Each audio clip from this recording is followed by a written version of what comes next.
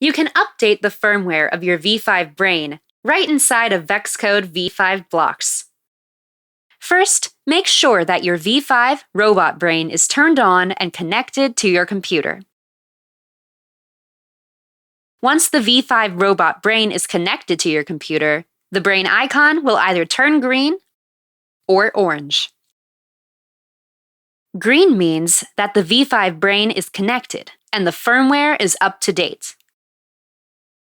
Orange means that the V5 brain is connected to your computer, however, your robot's firmware is not up to date.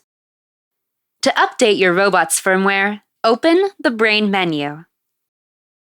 Here you will see the name of the brain, the version of the VEX OS, and the status of your firmware.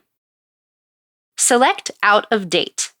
While the firmware is updating, do not close VEX Code V5 blocks or disconnect the V5 brain from your computer. Once the firmware update is completed, turn your V5 brain off and then back on.